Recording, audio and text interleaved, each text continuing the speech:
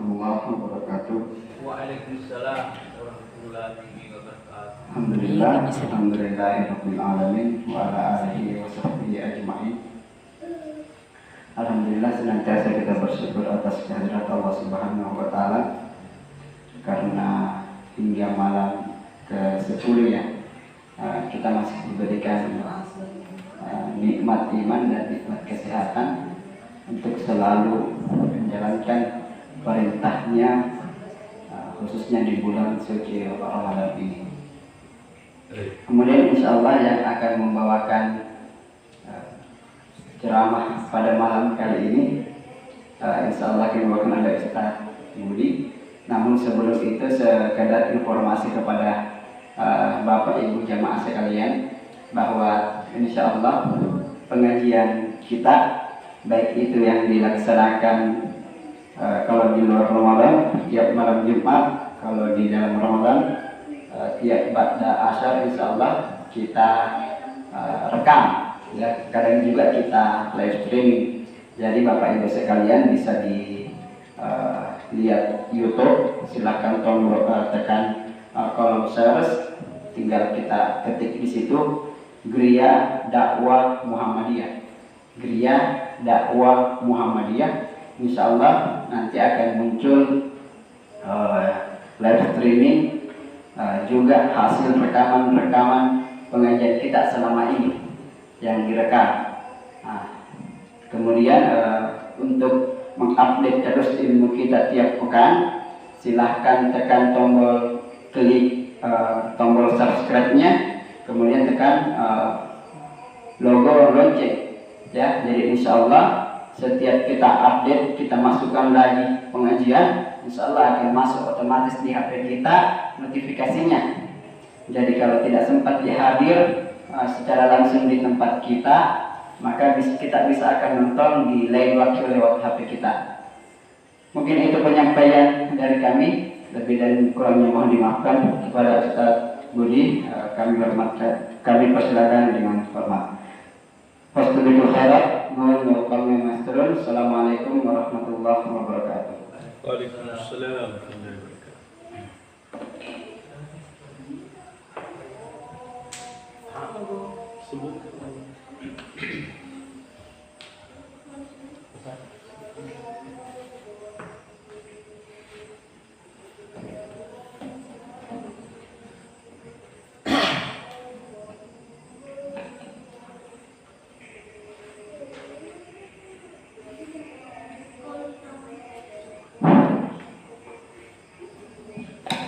Assalamualaikum warahmatullahi wabarakatuh.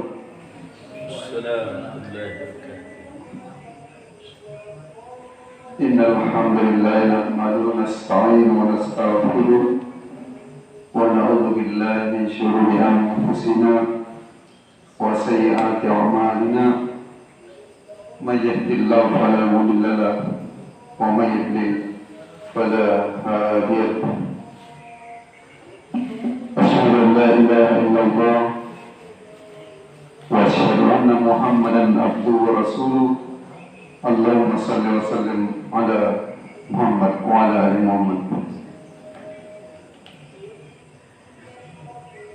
Jamaah tarawih yang dirahmati Allah, tiada kata yang lebih pantas kita ucapkan selain ucapan syukur yang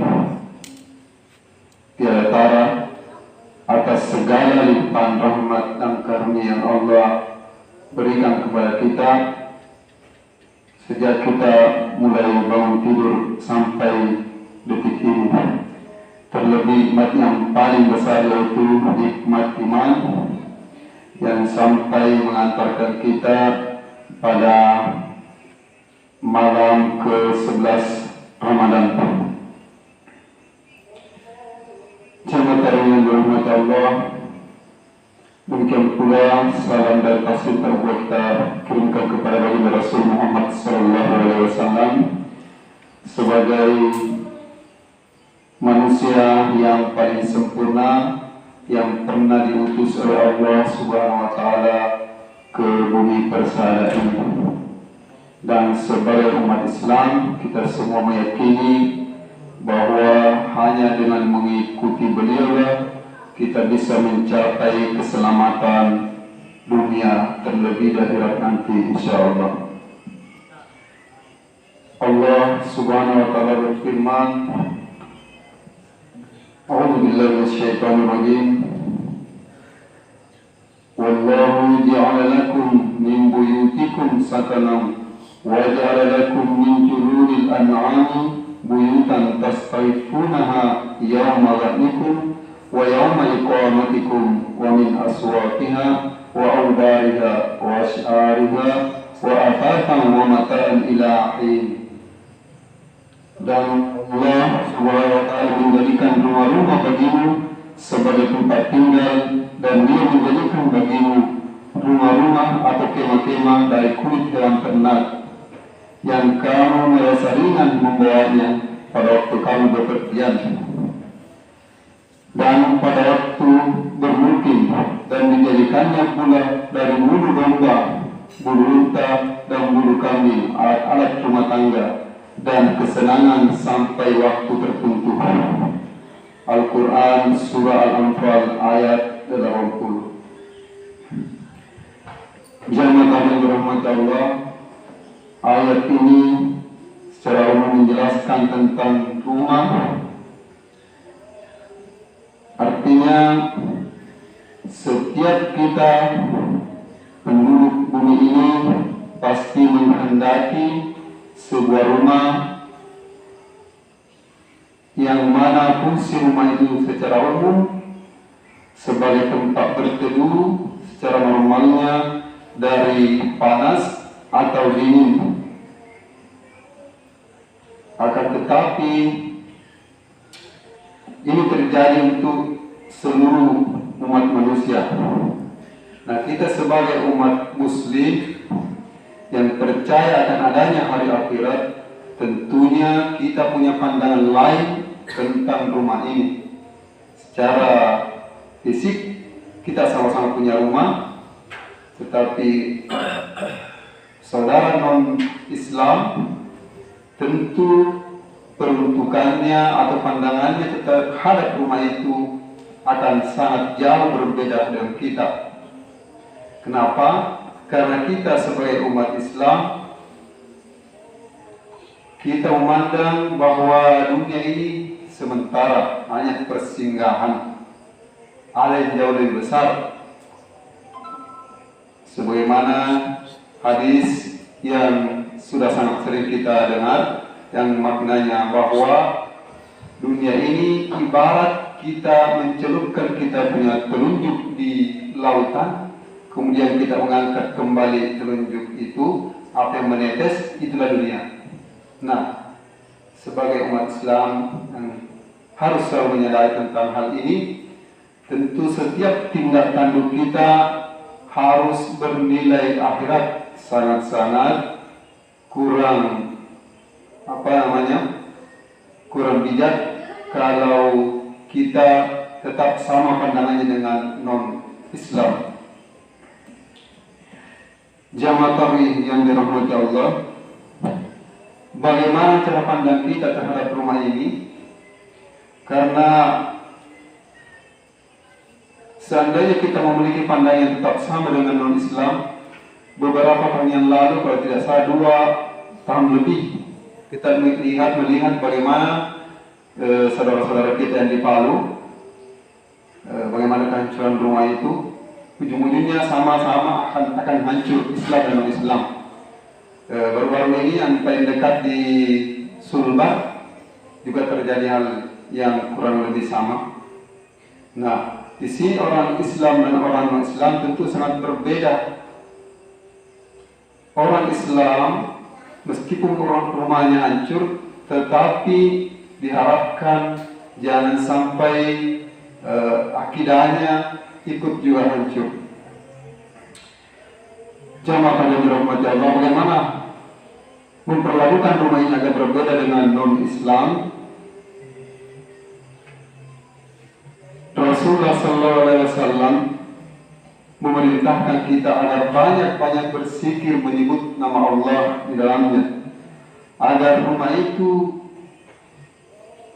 dipenuhi dengan semangat hidup. Rasulullah SAW bersabda, "Mathalul baitil ladzi yuzkarullah fihi wal baitil ladzi la yuzkarullah fihi mathalul hayyi wal mayyit."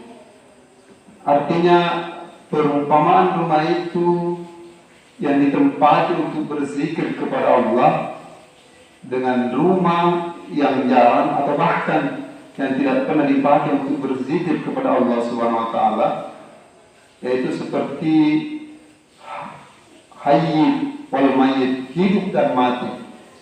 Bisa dibayangkan bagaimana jauhnya perbedaan antara hidup dan mati, sampai-sampai Rasulullah sallallahu alaihi wasallam memperumpamakan kedua hal ini. Secara umum di masyarakat kita semua meyakini atau memahami bahwa yang kurang beriman, beliau sangat takut dengan yang namanya kuburan. Bahkan preman bertato sekujur tubuh sekalipun takut dengan yang namanya kuburan, karena gambarannya ya di sana seram-seram. Nah, tadi Rasulullah menyampaikan bahwa rumah yang jadi tempat berzikir itu seperti kuburan. Jamaah atau yang dirahmati Allah, rumah yang seperti kuburan gambarannya adalah rumah yang semangat hidupnya sangat kecil, bahkan di dalamnya sering terjadi pertengkaran.